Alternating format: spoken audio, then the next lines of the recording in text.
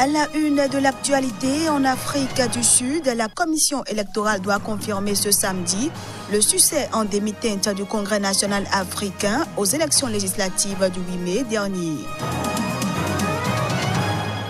Les Algériens ont de nouveau manifesté ce vendredi pour la 12e semaine consécutive, mais la première depuis le début du Ramadan.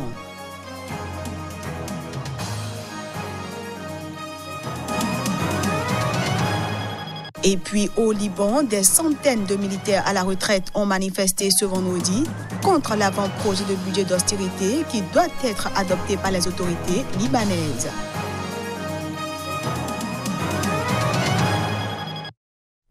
Voilà pour les titres, bienvenue à tous. Les forces spéciales françaises ont libéré 4 otages, 2 Français, une Américaine et une Sud-Coréenne, au cours d'une intervention d'une très grande complexité dans le nord du Burkina Faso, pendant laquelle 2 militaires français ont été tués. Et selon le récit du chef d'état-major français, le général François Lecointre, les commandos des forces spéciales se sont infiltrés dans la nuit noire sur une distance de 200 mètres, malgré la présence d'une sentinelle, avant d'être finalement repérés à 10 mètres des abris des ravisseurs. Cette libération a pu être obtenue grâce à une opération d'une très grande complexité menée dans la nuit du 9 au 10 mai au nord du Burkina Faso, a commenté vendredi la ministre française des Armées, Florence Parly, lors d'une conférence de presse. C'est une opération d'une rare difficulté que peu d'armées au monde sont capables de mener à tel fait valoir en rendant hommage à l'héroïsme des forces spéciales françaises qui ont perdu 2 des leurs pendant l'assaut contre les ravisseurs, dont 4 ont été tués. En effet, selon le récit du chef d'état-major français, le général François Lecointre, les commandos des forces spéciales se sont infiltrés dans la nuit noire sur une distance de 200 mètres, malgré la présence d'une sentinelle, avant d'être finalement repérés à 10 mètres des abris des ravisseurs. Cette opération a été rendue possible par la mobilisation des moyens de la force antidjihadiste française au Sahel, Barkhane, le soutien logistique des forces burkinabè et le soutien américain en renseignement, a précisé le général. Cette libération est une très bonne chose. Ça va permettre à tout un chacun d'être rassuré. Et ça va envoyer vraiment la sérénité dans le pays. Et je pense que nous avons encore redoublé d'efforts pour que la sécurité soit plus renforcée avec une bonne collaboration entre Africains et d'autres pays de l'extérieur et pour pouvoir vraiment trouver solution à mener tous ces esprits du mal là très loin. La situation ne fait que se dégrader de jour en jour. On attaque, on tape par-ci, par-là. On ne comprend plus rien. C'est devenu comme de l'anarchie. Donc je demande beaucoup à la population d'être solidaire et d'aider les forces de sécurité pour pouvoir lutter contre ce fléau. Car eux, ce ne peut pas. Les 2 Français, Patrick Piquet et Laurent Lassimouillas, avaient été enlevés le 1er mai dernier pendant un séjour touristique au Bénin, pays jusque-là épargné par l'insécurité en Afrique de l'Ouest. Un des 2 otages français libérés dans le nord du Burkina Faso, Laurent Lassimouillas, a rendu hommage aux soldats français tués pour les libérer. C'était lors d'une courte déclaration ce samedi matin au palais présidentiel du Burkina Faso à Ouagadougou. Je peux penser aux familles des soldats et aux soldats qui ont perdu la vie pour que nous libérer cet enfer. Je voulais présenter nos condoléances tout de suite à ces familles parce qu'on pense qu'elles sont ambivalentes par rapport à tout ce qui nous arrive. Une pensée aussi à notre chauffeur guide, Denis Noir, qui a perdu la vie au tout début de notre enlèvement et ça a été très difficile aussi. On peut remercier les autorités françaises, celles du Burkina Faso, d'avoir participé à notre libération, à ce que nous soyons loin de tout cet enfer que nous avons vécu. Merci. Le Congrès national africain a largement remporté les élections législatives en Afrique du Sud, malgré un résultat en baisse qui va compliquer la tâche du président Cyril Ramaphosa pour relancer l'économie et lutter contre la corruption. En recul de près de 5 points par rapport au scrutin de 2014, ce résultat est le plus mauvais jamais réalisé par le parti historique de feu Nelson Mandela en 25 ans de pouvoir. Assurée de la victoire, depuis la publication des premiers résultats partiels, l'ANC s'est gardée de tout triomphalisme.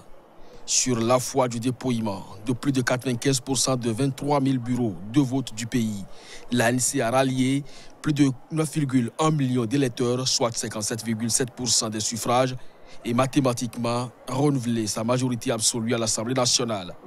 Derrière la formation du président, l'Alliance démocratique, principal parti d'opposition, pointait en deuxième position avec un score décevant de 20,6% des voix, en nette baisse par rapport à celui de 2014 où elle avait totalisé 22,2%.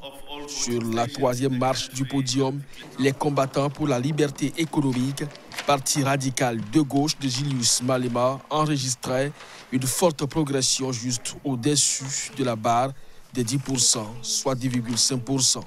En 2014, ils avaient totalisé 6,35%. Vainqueur de tous les scrutins post-apartheid, l'ANC a vu sa popularité plonger sous le règne émaillé de scandales de l'ancien président Jacob Zuma. Aux élections locales de 2016, l'ANC avait enregistré le pire score de son histoire avec 54% des voix au niveau national. Malgré sa popularité, Cyril Ramaphosa n'a pu que limiter les casses. Élu par les députés, Cyril Ramaphosa devrait être investi pour un nouveau mandat de chef de l'État dès le 25 mai. L'opposition n'a pas non plus épargné l'ANC, dénonçant un parti pourri jusqu'à la moelle et appelant au changement. Au Nigeria, des centaines de manifestants ont marché ce vendredi à Abuja. Objectif, réclamer la fin de l'impunité de la police. Mon corps, ma vie. Être une femme n'est pas un crime. Scandaient les manifestants à l'initiative de plusieurs organisations de défense des droits des femmes et de la société civile.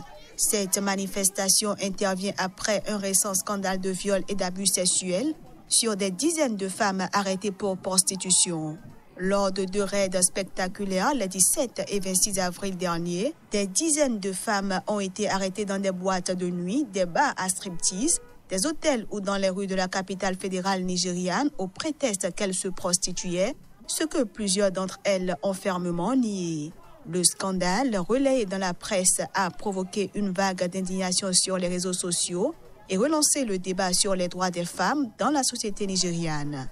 Le 29 avril dernier, 27 des jeunes femmes arrêtées ont été présentées devant un tribunal d'Abuja et ont été condamnées à 1 mois de prison avec sursis et à une amende de 3 000 naira, soit 7,4 € pour prostitution. La semaine dernière, la présidence a réagi, affirmant qu'une enquête minutieuse est en cours pour comprendre ce qui s'est passé et promettant qu'elle ne tolérerait aucune violation des libertés humaines. Des promesses qui laissent la société civile sceptique, alors que le gouvernement a déjà été condamné en 2017 pour des faits similaires par la Cour de justice de la CEDEAO, entendez la Communauté économique des États de l'Afrique de l'Ouest, et que de nouvelles arrestations ont eu lieu ces derniers jours. D'une manifestation à une autre, en Algérie, les populations ont encore manifesté ce vendredi pour réclamer le départ de l'ensemble du système au pouvoir. Comme annoncé, la mobilisation ne faiblit pas malgré le démarrage du mois de jeûne du Ramadan dans le pays. Pour le 12e vendredi consécutif, le mouvement populaire de contestation entamé le 22 février en Algérie a mobilisé une foule impressionnante d'Algériens à Alger.